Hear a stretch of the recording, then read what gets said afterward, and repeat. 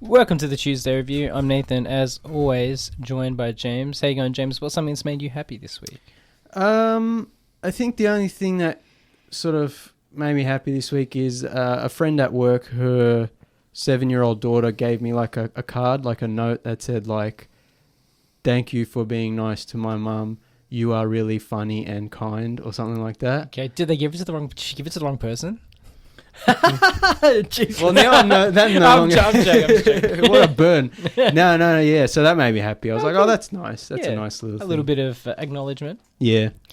Also joined by Callum. How you going, Callum? What's something that's made you happy this week? Netflix documentaries. Every now and again they release a new one, and they're always pretty good. Every now and again, every day they release 7. No, Netflix generally are pretty good at docos. Yeah, like the last. But I won't go. We talk about it a lot. They throw so many out that of course the ratios. As far as I'm concerned, The Last Dance is like the pinnacle of what like sports documentaries can and should be. So if you haven't seen that, check it out. But specifically, I watched another sports documentary, if you want to call it that, sports entertainment documentary maybe.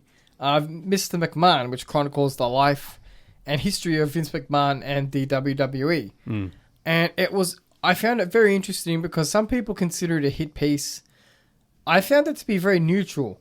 Like I put in my review on Letterboxd, Callum Tuesday. If you live a legally interesting life, that's what documentarians are going to focus on. It's the interesting points in your life. It's not going to be like, and then he went and had dinner and this happened. It's like, well, no, what are the things that we can have news footage of and other film material and interviews about and things that happen in the world, you know, like legals, like the steroid case, the buying of other promotions, but the interpersonal dramas behind the scenes. There are historical important figures that aren't as controversial or didn't have sort of things come out about them that you can still make interesting documentaries you've been talking about them. the things they've contributed in there. Whereas I'm talking about like a legally interesting life, like Vince McMahon's. Yeah. So like what I mean is people call it a hit job, but what I'm saying is you could have that interpretation, sure, but most of the interesting things that happened in Vince McMahon's life had to do about court cases. Yeah, but that's what I'm saying is like specifically the documentary was probably made in such a way where it's like, well, this is because of the controversy. Yes and no. So the first few episodes are pretty much just about like the history of wrestling. Yeah, it's about the history of wrestling, but the interesting thing about professional wrestling in America is that it's dotted by these huge legal events. So like the steroid, primarily the steroid stuff. Then there's the stuff with like, you know, the Chris Benoit stuff and all this other stuff that happens where it's like you kind of have to focus on it because it was a cultural event. It shifted the way people perceive wrestling, not just in the WWE. And it was just really well made. Really good use of stock footage, official footage, interviews. Interviews were a bit sparse, but, you know, they did what they needed to do. Fascinating look at Vince McMahon's childhood, which is way sadder than I originally thought it was. He had a terrible childhood, which we can look at it and it kind of informs what he became. So definitely check that out if you're interested in not just wrestling, but American culture itself, because it delves into what is America. Because, you know, the whole thing about the WWE is they're like the most American company in the world. You know what I mean? It's like that's how they present themselves, Americana. And the other thing real quick is I watched a few UFO documentaries. Of course you did. They were garbage. Just the worst. So it's like, you know, stuff we've seen before. Wait, the question was what made you happy this week? Yeah, and it's Netflix documentaries. Okay. So anyway, I watched these documentaries and we still haven't gotten to Callum. Q Investigation Alien by George Knapp. Okay. And it's like an actual story told like a narrative by George Knapp as he investigates things around the world. Yeah. With new people I've never seen before, new stories, and just interesting stuff shown on film, not just like some expert in metal being like, oh, yeah, I totally saw something, but I can't show you. So this one was good, the one you... Yeah, Investigation Alien, the Netflix documentary, very good. I'm sorry, Callum, I'm done. No, One thing that quickly made me happy Oh, okay. sorry, is I've been binge watching The Impractical Jokers. That makes me happy. That's a good That makes time. anyone happy. Yeah, That's all. Except for when Joe gets going and he makes you cringe almost because very cringy. Some of the too- punishments I watched, he's too open. there was one particular standout punishment that made me a bit worried.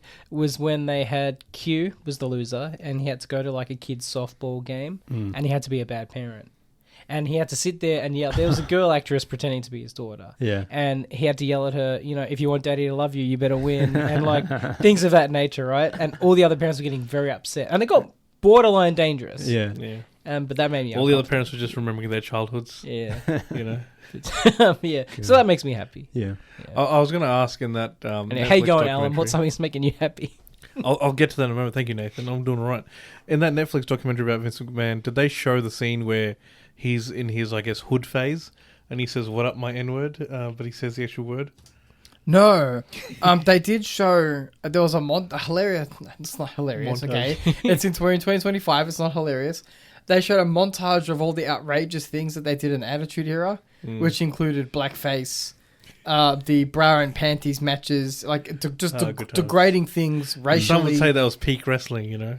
I The mean, good old days. kinda. They're still trying to achieve that high now. In Raw. So, like, they talk about that. Like, the Attitude Era was the peak of the entire business because it appealed mainly to like the 15-year-old boys, and that was like their main key selling point. They found that like the broader the appeal, it's just kind of harder to achieve the highs. Like they're doing better financially than they ever have, but they can't get to the high of the highs or whatever that they had the Attitude Era. That's a lot of industries though, where it's just like the movie industry, especially in the 90s. especially older fans like us, like looking back on it, whether it was actually better or not, it's like the nostalgia. Yeah. But I think it was probably better. More chaotic.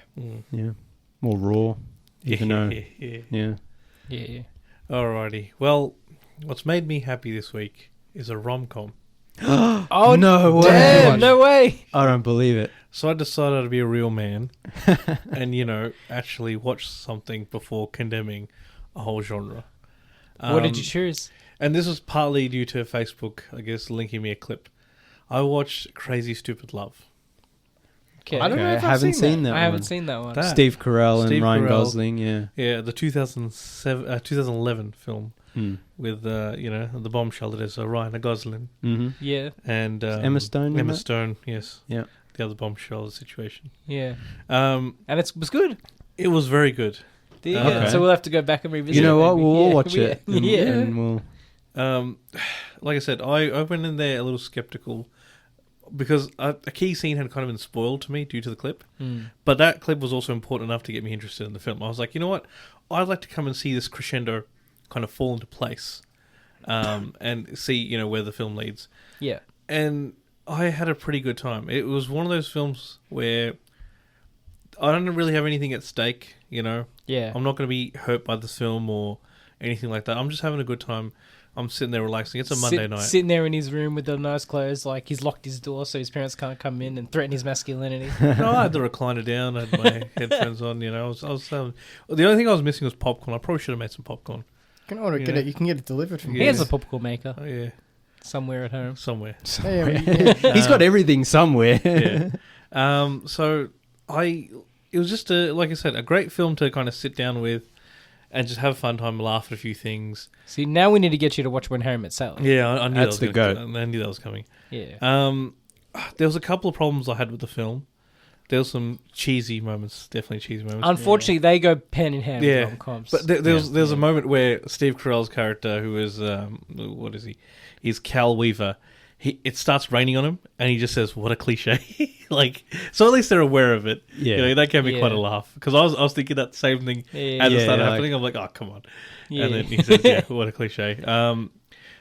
It has Marissa Tomei as, I believe, interesting character. Evergreen. Yeah, she's great in that film. She's great in everything. She's She great in doesn't everything. age. But she was hilarious as well. I absolutely loved it. There were probably, I guess, being in 2025, there's probably a moment at the end of the film which I think is unacceptable these days. Yeah. It- Unfortunately, a lot of rom-coms back then, I mean, 2007 is not that long ago comparatively. When 2011. 2011. It's not that long ago comparatively. No, but things were you could get away with Yeah. a lot Yeah. more on. But rom-coms were the staple of kind of like creepy, Yeah. usually man-based manipulation or women-based that's manipulation. we like, talked about that relationship inherent- manipulation Yeah. issues. It's an interesting thing. Do you know much about like women's fiction? And I'm saying that with air quotes because it's the dirty books I'm talking about. Because Are we like talking most about women, the 50 Shades and stuff? yeah, most women's book. There was a thread on Twitter I was reading. It was hilarious. Most women's books are kind of dirty, but they're full of like men doing the most awful things to women, and the women love it. So it's like this whole kind of in rom-coms you do get this like the men will do come in for the kiss, and now we'd be like that's assault. Yeah. Whereas like in this Yeah. fantasy world of the romance, that it's more like a free like if you want the man to kiss you, he's gonna do that no matter what you have to say about Yeah. it because it's like a It's the inner desire problem. that's right, which Yeah. we'll get to later. I mean, on that front, the film did pretty well. This was actually, again, trying to keep it away from spoilers because you guys, I'm Yeah. assuming, will We'll, watch we'll it. come back to Yeah. This is a Yeah. scene between, I guess, an older teenage female and then a younger teenage male. And that kind of crossed the line. Look, Yeah. if I was in the same position as the younger teenage male, I'd be happy about it. But I can also say that it's objectively wrong. And so, that's probably something we'll discuss if we all end up watching it, which I'm looking forward to, Yeah, we'll get Yeah, no, you, we'll- you guys being seasoned rom-com watchers, whereas I'm just like, I'll explore Well, outside my boundaries. You know, We that like didn't the really happen in classics, the like- in the classics. It's all very tame. Yeah. It's all tame's the wrong word, but it's all very much men and women in their 30s. Just kind of like, oh, we don't like each other, but we do like each other, and let's go on this tango Yeah. for I like think- I do 20 think- years. I maintain I think that you would love When Harry Met Sally just because if you were, as a man who enjoys dialogue, like you're a Quentin fan, you like... I think Billy Crystal's just Yeah. sense of humor. Like Yeah. you would It's like- vibe with that. It's similar if you made Quentin Tarantino made a rom-com, it's something closer to Yeah. like When Harry Met Sally because it's that kind of, the whole movie is just that dialogue. They're that discussing, kind I of- guess, the differences between Yeah, it's... Hardy's and Carl's Jr. and how they're not actually the same, but they are the same. Something like that, I'd be like, yeah. I mean, Yeah. I'm sure there's There's almost some- an analog yeah, in the there's- conversations yeah. in that movie. So We'll I get think- you. We'll get you. I think that'll be my next film to watch in terms of at least a rom-com because I'm trying to improve my film and television watching rather than just sitting on YouTube after work every day. Because as much as I like YouTube, there's like I should probably try and watch something that's far more curated. outside of your algorithm. Somebody's put more effort into that sort of thing. Yeah, you also said like when you were younger you lived under a rock. Yeah, Like yeah. it's just like it There are wasn't things I need to until explore. it wasn't until we sort of got you into Yeah. movies that you're like sort of Yeah, started watching stuff. Yeah. No, but you start with the classics. Yeah. We'll watch Crazy Stupid Love and we'll talk about it on the show. Yeah. Well, yeah, we've got some other stuff planned, but Yeah. maybe we'll, We'll get we'll around try to- to yeah. coordinate it Yeah. so we can actually talk Yeah. about it on the show, like do a proper segment Yeah. on it. Yeah, so that's my happiness for the week Nice. and Yeah. my review for the episode. Excellent. Possibly our longest intro ever, live on the air. That's Hey, let's keep going. That's good, yeah. Because I got a couple of things I want to mention. One, Happy New Year, because last week we were talking to John and we didn't really acknowledge that it's Oh, yeah. 2025 Yeah. and Happy New Year, Happy all New the Year, listeners. everyone. Yeah, so let's Um, hope the planet doesn't blow up this year. Yeah. It's been Well, a... look, we're Looking in, dodgy at the moment. been I'll a- say we're it's in been week a- 2 and it's Yeah, getting it's been a kind pretty of awful couple of weeks. At and least we we're didn't only, have another insurrection at the Capitol, which Yes. this time, maybe we Yeah. needed one. we're only, we're only a couple of weeks in and it's, Looking a bit. yeah. But, yeah, hopefully things will be good. And we got some stuff planned for the show, so that's good. The other thing I just wanted to quickly mention is a couple of weeks ago, I talked about River Phoenix's final film, Dark Blood. I forgot to bring that up. I was going to post it on the socials too. You can watch it. It's on YouTube. Yeah. Someone put it up on YouTube, but it could be taken down at any minute because technically I don't think it's supposed to be there. So if you are interested, check it out. Someone's put it on YouTube. It's probably also on archive.org somewhere. Perhaps, yeah. And also on a certain Plex server, I'm assuming. No. No? I'll Legal we'll talk movies. About that. We'll are talk only on about that. Plex Yeah. server. Yeah, it was streaming at some point, maybe, but I don't think it is anywhere anymore. And it was released on DVD in Germany like 15 years ago. Like everything. But other than that, there's no real official way to watch it. So it's up on YouTube now. So if you're curious, go and watch it now before it's probably going to be taken down. Also, I think we should mention it because a couple of weeks ago, Callum was talking about Nocturnal Animals and how Tom Ford, it's a shame he hasn't made a movie since. And then like the next day, Tom Ford was like, I'm making a new movie. Yeah, and not only that, but I'm Yeah. like giving up fashion and only making movies now. Yeah. He did like the 100. And I was he like- must listen to the show. Yeah, I was like, Callum, you manifested that. Yeah. Like, Yeah, he turned around and be like, fashion's a young man's game. I'm going to spend the next part of my life I like to making think movies. Yeah. I like to think he was surrounded by fabrics in some giant hall, like Dune Messiah style. But then he was like, "My people need me."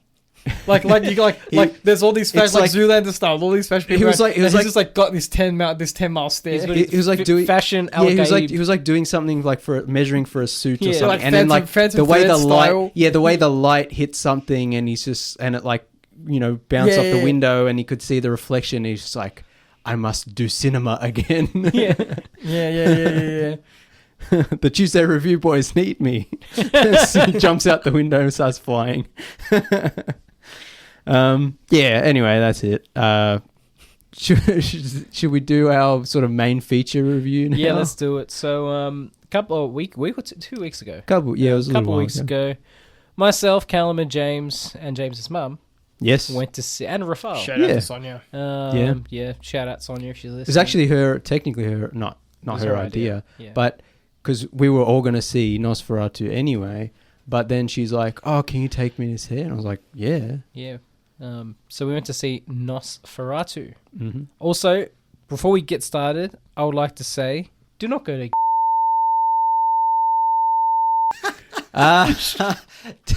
Don't throw him under the bus.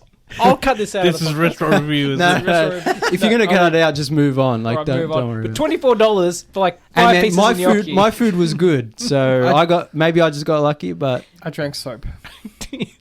and we drank soap water. Oh, Anyway. sorry, what? We'll talk tell you about it after. We'll tell you after. All right. We'll cut this out of the podcast. Leave it in. Leave it in? All right. All right, so our feature review is Nosferatu. So we took James's mum, it was me, Callum, Sonia, and Rafal, saw Nosferatu at the IMAX. Did you put my name in there for a second? No? I think. I think Did you? Callum. I can't remember. Anyway, I wasn't there. Myself, Callum, don't James. cut out anything. Yeah. Just leave all this garbage. Momentum, come on, boys. No, I was trying. Alan threw me off. Yeah, but I think The people didn't now know the it edit was there. point. Yeah, now the edit point is going to be weird because you like restarted the We're whole thing leaving and it not in there. just. This is No, what the it's people only come weird for. because you mentioned the edit point. Okay, boys, Started the fresh. Look, The No, shenanigans are what but people you come started for. from a point where you didn't have to start from. Is what I'm saying. I'm taking over. All right. We went to the IMAX to see Nosferatu. There were a few people present. Doesn't matter who. Right? Doesn't matter. We had popcorn. It was nice. The end. Why don't you explain it like a Seinfeld episode? The movie was no. No, The I movie, won't edit it. I'll just He bleep is. the Stop name of the that. restaurant. Leave it behind. Leave it No, behind. let's See, move it's on. like how So- George Costanza would explain something. Yeah. So anyway, Robert Eggers is made a new Nosferatu. I am a big fan of the original 1922 silent As am I. film Nosferatu. I watched all Which- these movies in preparation. Yeah. So a couple of years ago, in Spooktober of 2022, I rewatched the silent original film, and it was the 100-year anniversary at the time. And I've always loved that movie, and I watched it again. It was great. I also then watched the Werner Herzog 1979 version for the first time, which was also really good.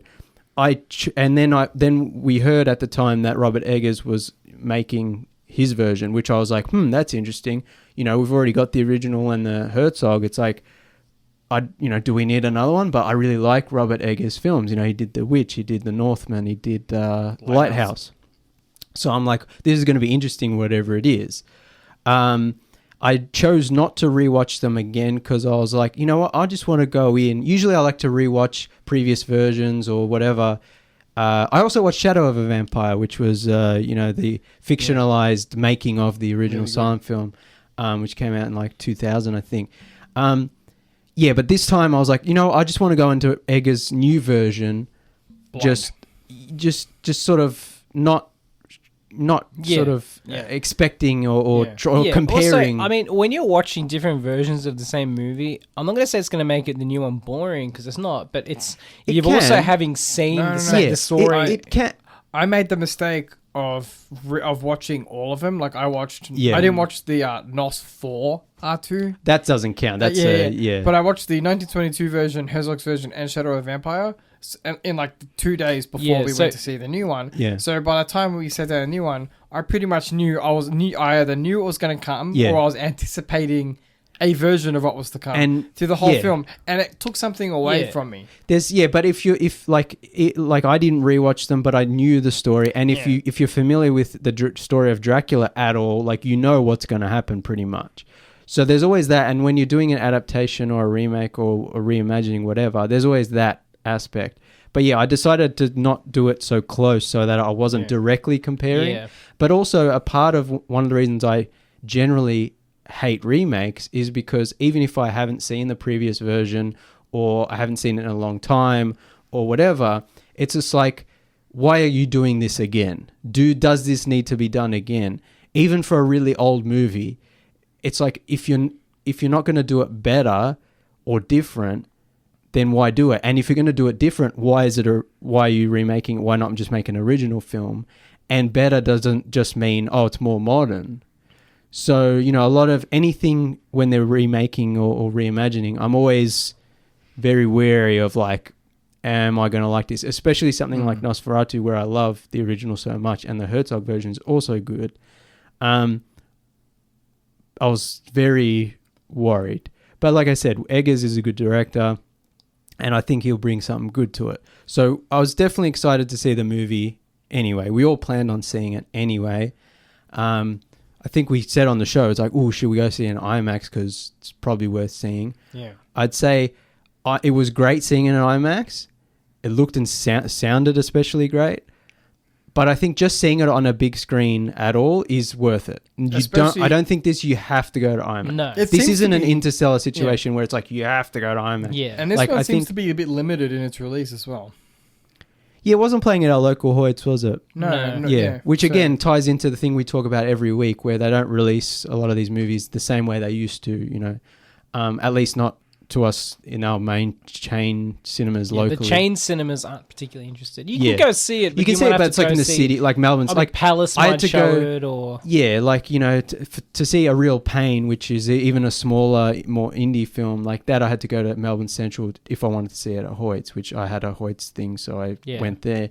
But yeah, mostly it's like the Palace or the other. Yeah, but Nosferatu was getting a more buzz, and there was commercials on TV, so it was playing at a more mainstream capacity, but not as much as a Disney movie or whatever. Yeah. But yeah, this is definitely worth seeing on the big screen, but I don't think you have to go to IMAX to see it. Also, as someone who does love the previous versions, I think this brings some cool stuff to it and has a lot of elements that I like. I didn't love it, but I think it's worth watching, especially, you know, if you haven't seen the old versions, I'd say check those out. But I think this is a good movie. I didn't love it, but I think at the end of the day, you've got the original, you've got the Herzog, and now you've got the Eggers. I'm like, they're all kind of got their own thing. They're all kind of worth watching, and they're all far enough apart where it's like interesting to see the changes, and they're all from different filmmakers at different periods, and so it's like, I think it's a worthy addition to the Nosferatu universe. Yeah. So yeah, I think NCU. yeah, Nosferatu cinematic universe. I did like in the Robert Eggers version, and he's done this in his other films from that era, like that time period, his attention to detail with language. He's known for like historical accuracy, especially when it comes to language. Yeah, so that was quite nice, that it wasn't just kind of like modern language in a historical context. Like it was old timey. Yeah, it was English, true to the time kind of dialogue, which was nice. Yeah, I think like I think The Witch is probably still my favorite of his. I know you guys don't. I find it a bit boring. Yeah, I know that's a me problem, but No, I liked it. I mean, it's a whole conversation. You know, yeah, but yeah, for me that's still my favorite, and I think The Lighthouse is still better. I think Northman and Nosferatu, I'm not sure which one I like better. I think both of them have problems. Both of them I liked. I think after this, though, I would like to see him go back to something original because, like I said, I've seen the previous versions of Nosferatu. I know the story. If you know about Dracula, you know about it. I'm more interested when he does his original stuff. Like The Lighthouse is just so unique, I guess. Yeah. You know, it's very him like that. I'd like to see him do something original next and not another adaptation. But that's not to say this version wasn't good. It's just, you know, it's like something I already knew. You already kind of know the beats, even though he does some cool things with it. For me personally, the best thing about the movie is Bill Skarsgård as Count Orlok. He is good, but do you worry that he's setting himself up to be put in a box? Well, that's what I was worried about, because personally, I didn't like him as Pennywise. I enjoyed those movies enough, but I don't think he was particularly good at it. I think he's a good actor. He seems like a cool guy, but him as Pennywise, I really didn't vibe with. So when they cast him, when he was cast as Nosferatu, as Count Orlok, I'm like, oh no, he's become the creepy makeup guy. Yeah. And I was expecting his performance to be more... over the top? Yeah, like more in your face, more not like Pennywise, obviously, but more like in your face, creepy. Like, oh, isn't he scary? Yeah, he's a vampire. Yeah, like, you know, and I was expecting, because they didn't really show the makeup at all in the trailers or anything. Like, you didn't really get a glimpse of him. I don't think you hear him at all in the trailer. Like, so they were keeping it a secret, and I was worried it was gonna be, like something more, not cartoonish, over the top, more, and just more like, and he's gonna be the makeup prosthetics guy from now on, because he's got a weird, he can do the weird thing with his eyes, and it's like he's a tall, lanky guy, and it's like, oh no, but his performance as Orlok in this movie is transformative. Yeah. His physicality is great, but his voice is what really sold me. Yeah. It is nothing like any of the previous versions, any of the Pennywise stuff, you can't even tell it's him, and the makeup as well, like you can't tell it's him. And I worry that he's just going to fall into being the monster guy. Yeah. I'm sure this will happen, like, you know, but I think it worried me at first, but his performance in this is so good that I was like, I'm happy that they cast him. And you know what? I'm a fan of the mustache. Don't care. That's what I was going to say. Don't listen to anyone. It's about time. That's exactly what I was going to say. Callum, to keep you in the loop here, Dracula in this movie basically has a porn stash. Nice. You're damn right he does. It's a ye olde, like... Germanian, Transylvanian lord mustache. Wait, who's that guy that played Saruman in Lord of the Rings? Christopher Lee. Didn't he make a porno once as a movie? They conned him into making like a porno movie. He made so many. Movies. I wouldn't be surprised if there was one. But my feels relevant. My point is, bring back mustaches on vampires as a concept. Well, Dracula actually has a mustache in the original book. Yeah, of course. The original Bram Stoker's Dracula, he's described as having like a long white mustache. Nice. Which they got rid of in like pretty much most of the versions. Gary Oldman has a sexy mustache when he's in sexy mode, but when he's in like creepy old vampire mode, he doesn't have it. And I assume like Christopher Lee played Dracula so many times. I don't think he had a mustache. I think there's like one or two where he might have had a thin mustache, but it's really not a thing. Yeah. But because of Robert Eggers' attention to detail and historical accuracy, he's like, Orlok is going to be a nobleman from this time period, from hundreds of years ago. Yeah, because he's an old an immortal. He's a walking corpse. Yeah, that's what I like about this version. Is so different from the original Orlok and the Klaus Kinski version in the Herzog version.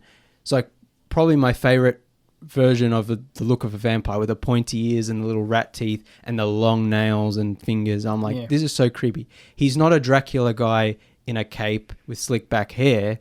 He's like this otherworldly, it's like ethereal creature. Halfway between like a demon and a person. 100%. Yeah. And I like that in this version, I was like, that's such my favorite design that I wouldn't be mad if Eggers was just like, oh, we're going to do that again. But I love that he was like, no, this is actually The Walking Dead. It's a corpse of a like 15th century nobleman who is doomed to walk the earth and drink blood. And so he looks like a corpse of an old nobleman. He's got a mustache. He's got the old, like the cloak, and he's got the little fur hat, and he's got this he's stuck Russian in his accent. fashion. Yeah. And he also looks like a rotting corpse. And I love that. I thought this is a great interpretation. Yeah. And the mustache worked for me. And especially, like Callum said, Dracula was originally based on Vlad the Impaler, who, if you look up the paintings of Vlad the Impaler, he's got that big old thick mustache. So I'm like, this makes perfect sense. People lose their minds because everyone loses their minds over stupid shit now. But I loved it. But I think what really sold me was the voice. Yeah. I think awesome. Sounds like a growl. Yeah, and I didn't even notice this, but he only breathes in when he speaks because I guess he's a corpse. So it's like he only needs the air to speak. Otherwise, he doesn't breathe because he's dead. Yeah, of course. So I was like, oh, that's genius. And it's got this wheezing, and it's this deep guttural. He growl. surrounds himself with wolves. I thought that was like this kind of, maybe he only speaks to these wolves because there's like no one at the castle really. So he has this. Yeah. I can't do it, Yeah, it was great. That I think lifted the movie up the most. All the other scenes where it's like, Nicholas Hoult as Thomas and Lily Rose Depp as Ellen, and she's great. She's getting a lot of praise and she deserves it. She's very good. But the scenes with them and Willem Dafoe and all the other actors, they're all great and they're well done and the movie looks nice. But I was just kind of like, yeah, this is good. But when Orlok's on screen, I'm like, this is great. One of the things I really liked was that they kind of altered the origin just a little bit for this film. Where it has spoilers? Light spoilers for Nosferatu? Keep it light. It opens with someone pleading to the universe for a companion of some sort. And the language at the time was like a summer from the celestial, whatever it is. Yeah. And it's like, in the old-fashioned magical thinking at the time, like it wasn't just heaven, it was also the realms below. And so they kind of alter Nosferatu, Count Orlok, from being a traditional vampire to more of this demonic, otherly presence. Yeah.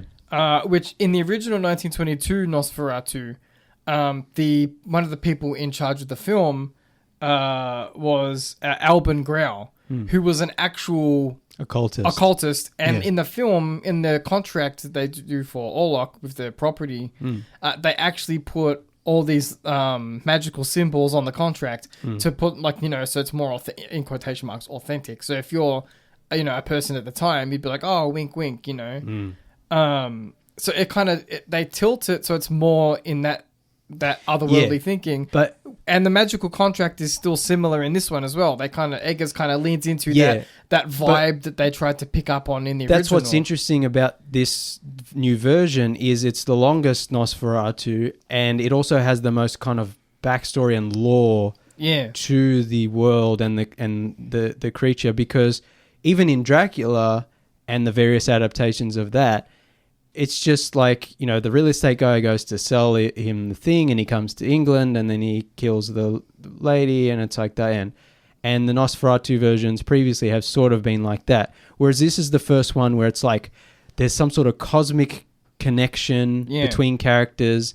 There's a history to, this figure and this world, and and there's more legwork done to sort of figure out the tactics to defeat him and whatever. The other thing I really liked was Eggers' interpretation of Van Helsing, which is Willem Dafoe's Alban Eberhard von Franz, which is like this crazy alternate medicine science guy. Yeah. He's kind of a bit, It's like a doctor who's like got sort of shunned from his sort of thing because of his out there ideas. And I thought that was really clever. Like, I would have reined him in a little bit because he's very...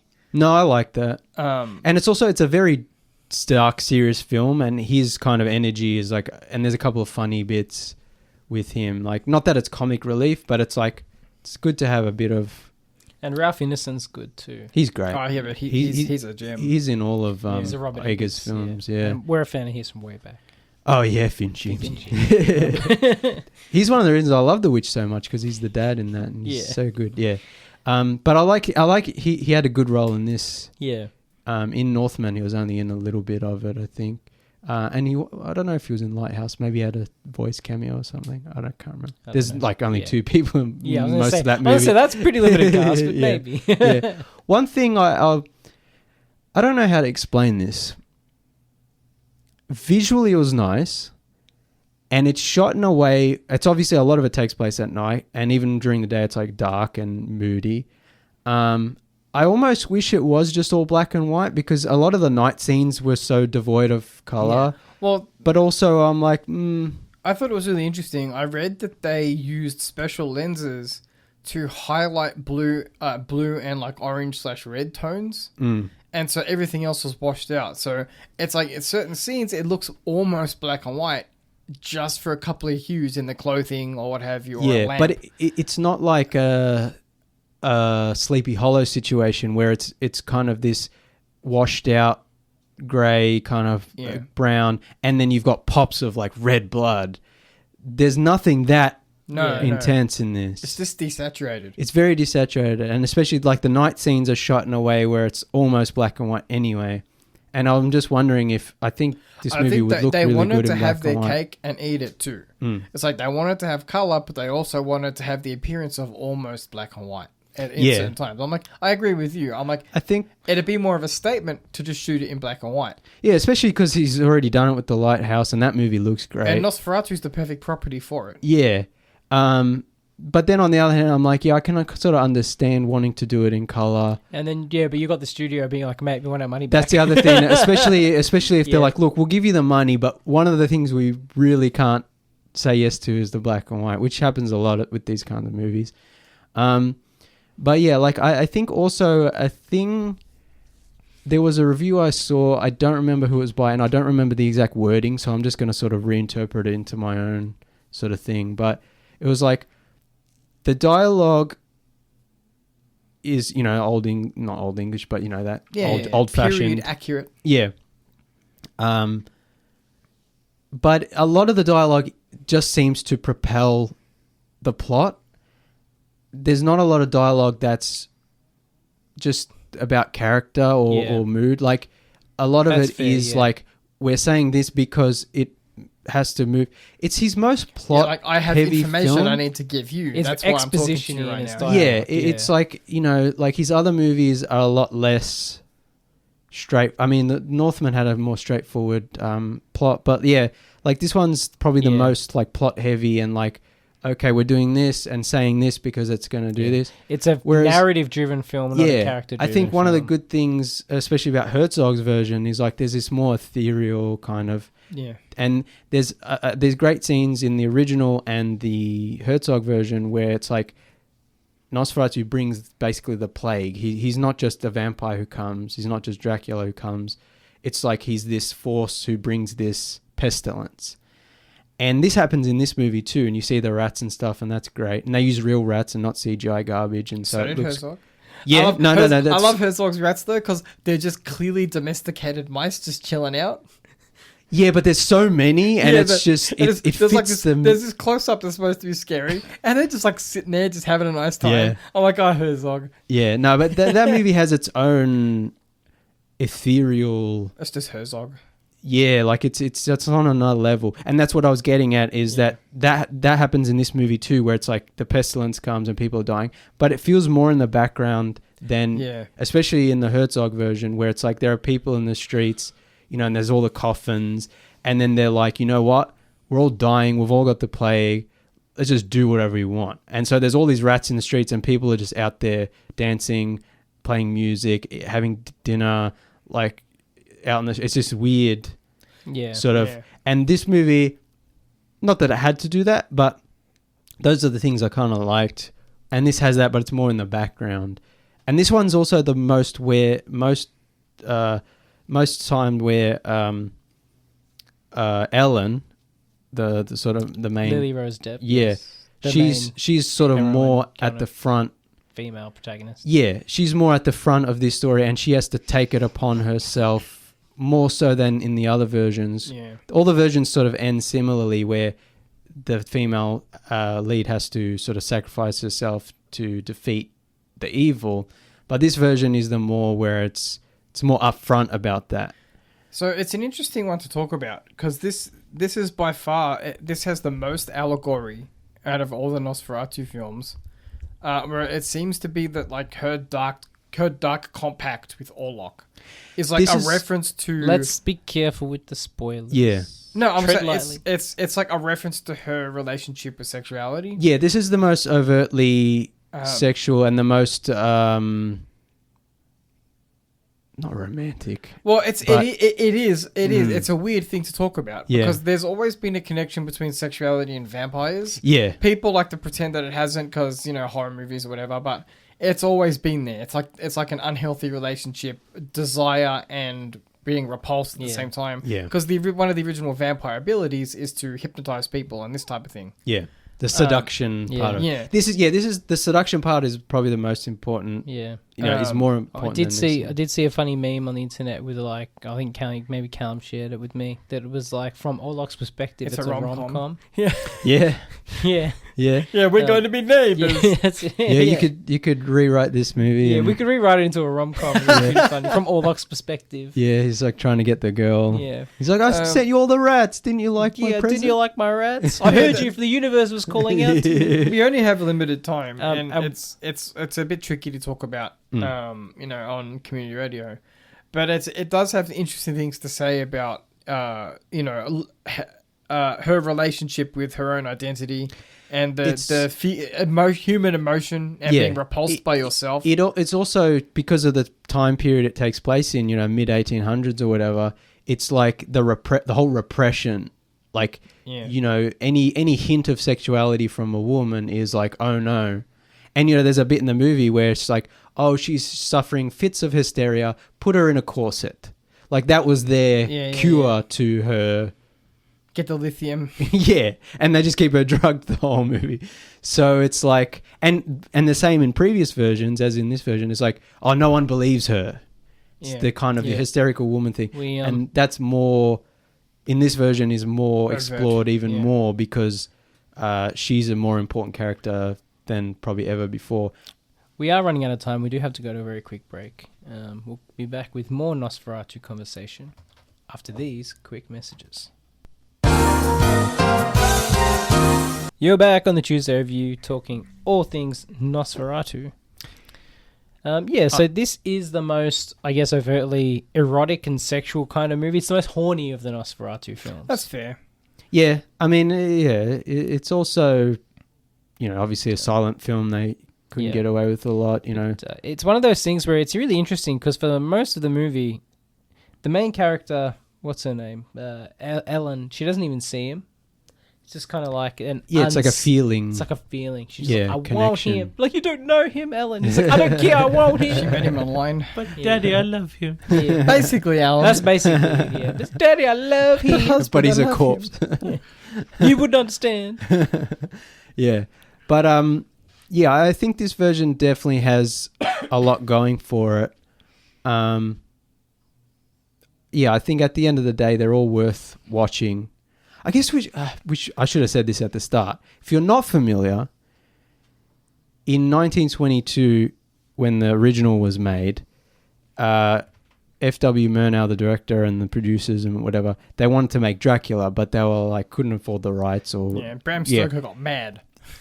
Yeah, I think Bram Stoker had passed away. No, not with the original. No, his estate. Sorry, his estate. His estate got mad. Yeah. No, they threatened to sue. No, what I'm saying is originally they were gonna adapt Dracula, and they're like, oh, we don't want to pay for the rights or whatever. Yeah. It's like, let's just change some of the names and a couple of the details and make it anyway. And they just called it Nosferatu. They changed Dracula to Orlok, and then they made it, and then Bram Stoker's widow was like, what the hell, you can't do that. But by that point, the studio who made the movie had gone bankrupt, so she wasn't going to get any money. So she's like, I want all versions of the movie all copies of the movie to be destroyed. Yeah. Luckily, that wasn't really enforced, and only a few copies were destroyed. And by that point, the movie had been out long enough to where copies have been made and distributed around the world. Yeah. And so it survived. And thank God it did, because it's such an important piece of cinematic history and such a great movie. But yeah, then that sort of like was the first kind of unofficial or first Dracula adaptation at all. And then it wasn't until the Universal Bela Lugosi 1931 black and white version that we get the sort of Dracula that we know today. And then there was 1,000 other Dracula adaptations. And then Herzog in 1979 sort of made his version of Nosferatu, where he changed all the character names back to the original Dracula names, because he's like, well, at that point it's in like public domain, doesn't matter. And he did his own thing. Also, what's interesting to note is that the idea of a vampire being destroyed by the sun was invented by the original Nosferatu movie.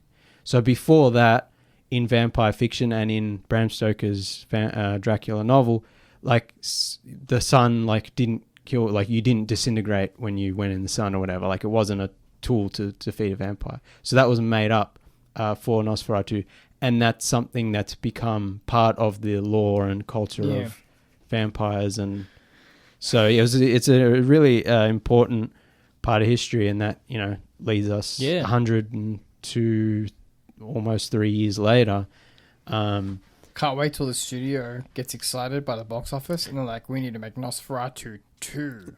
Well, Robert Eggers has said there's an extended version of this. Would they just call it Nosferatu and like 2? Nosferatu, yeah. And then I don't know about number 3, but number 4 could just be Nosferatu. But then that's also like that. Yeah, it's that crap TV show. Yeah, which was based on a Joe Hill novel, which I'm interested to read, because I'm assuming the novel's kind of better than the. I'm sure it is. But apparently this movie's already a bit over 2 hours, I think, and it's quite slow, which isn't a bad thing. But apparently Robert Eggers has an extended version, which I'd be interested to see. I'd like to know on the Blu-ray. Yeah. I'd like to know where the footage was cut from. Yeah, I'm kind of you know. Extended dinner sequence at the castle. I'm kind of, but I'm also kind of like, I would be interested to see if a lot of it's just like life in the town in the 1800s, like, or more of the plague stuff. And I would be interested to see if it's not more plot stuff, because the movie's already heavy with that, and not necessarily more character stuff, but just like more stuff that's happening. Yeah. And I think that would be actually might make the movie more enjoyable for me. Probably most people would think it's boring and sucks, but I think for me it would be great to have a longer version where you're just sitting in this just character-driven moments. Yeah, not even that. It's just like more plague rat stuff and like weird. You know how Twin Peaks: The Return would end with like the band playing, and there was one episode where they just swept the floor. Sweeping, and Green Onions is playing. Yeah. Like there's action, and then it cuts to like the town, and there's just some guy sweeping the floor for like 15 minutes. That's what, you know, like Herzog's version or whatever. It's like, I like those scenes of like the guys carrying the coffins down the street, and like, you know, the streets being filled with rats and people like losing their minds and dead people, and it's like that. It just adds that creepy atmosphere and depth. Yeah. Yeah, so that'll be interesting to see. I definitely want to check that out and rewatch a movie and see how I feel about it.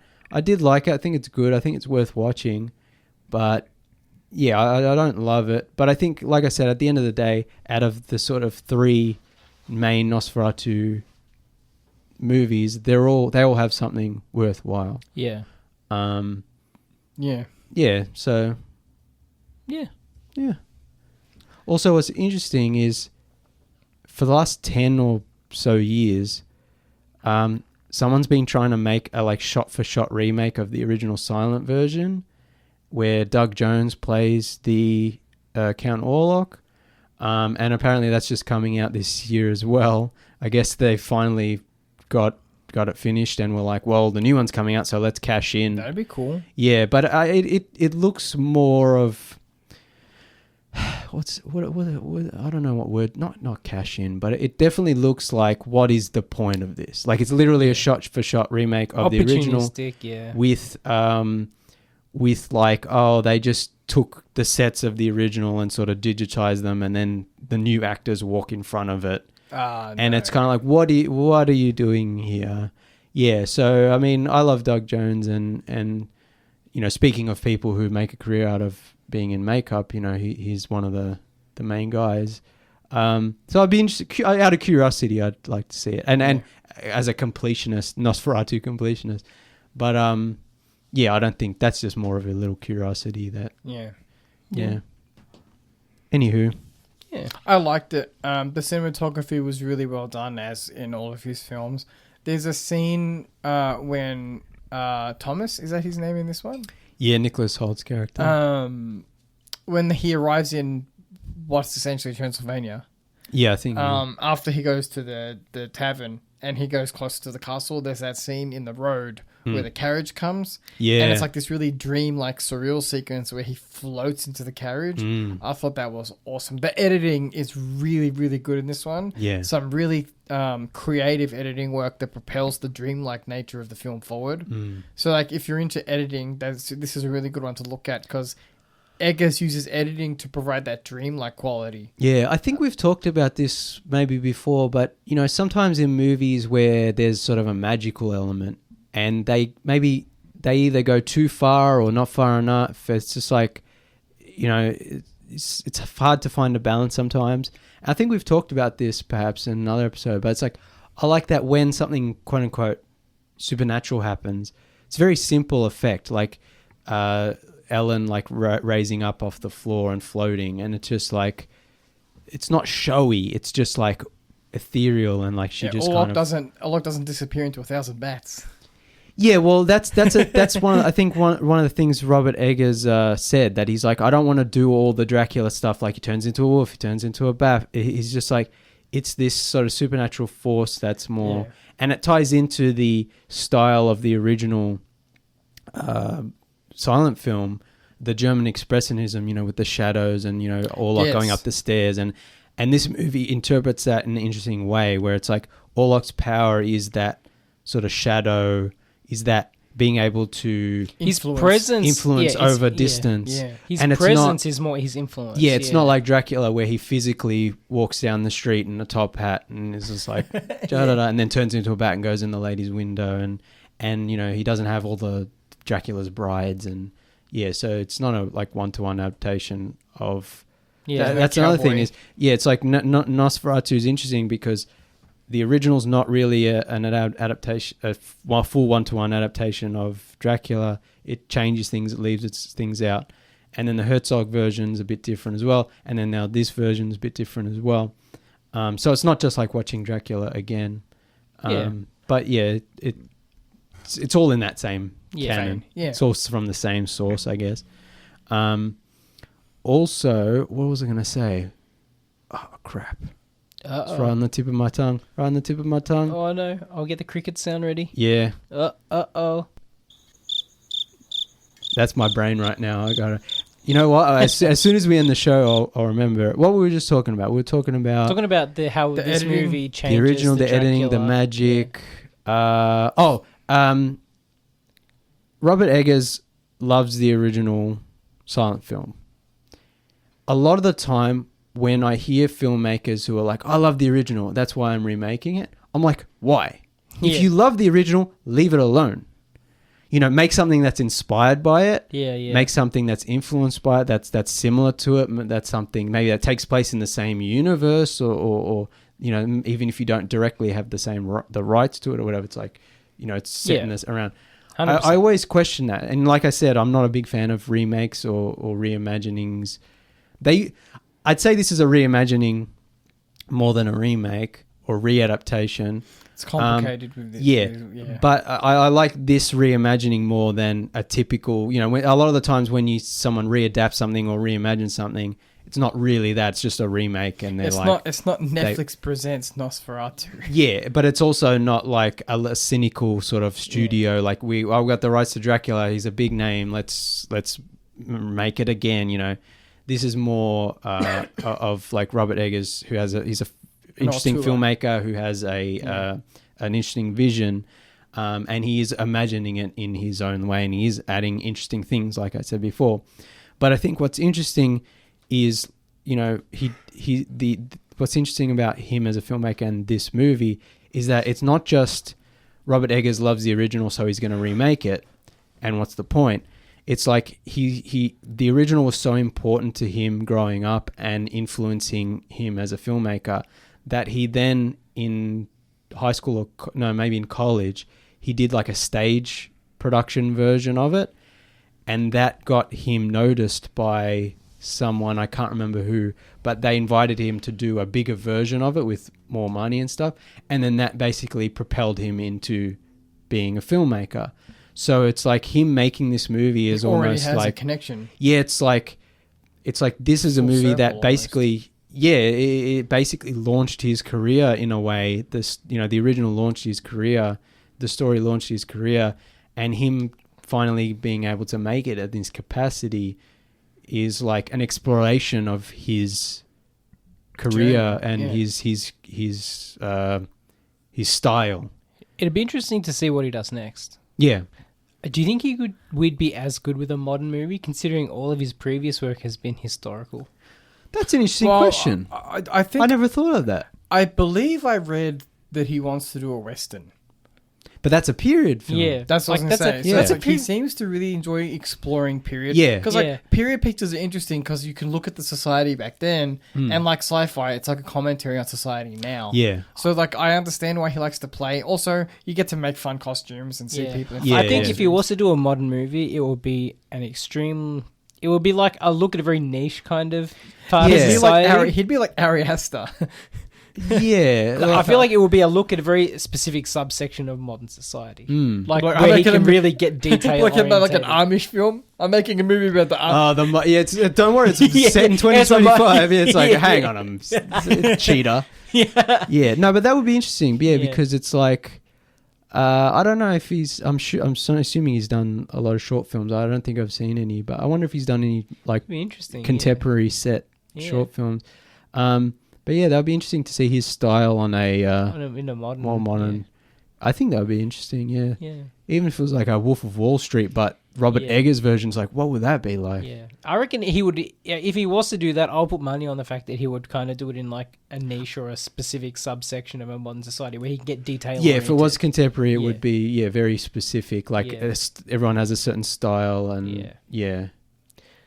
But yeah, he's a great filmmaker. Yeah. I'd be interested to see what he does next. I just hope it's an original Yeah. because his original movies are so they're all pretty good. Yeah. great. Yeah, I'd like to see him do a mafia movie, yeah. like something like that, like modern, but That like, but that like could be Once a Upon a period Time in movie like America, set yeah, in kinda 20s, 30s, 40s, Yeah. 50s. Yeah, that's true. Yeah. yeah, We're just about out of time for tonight. yeah.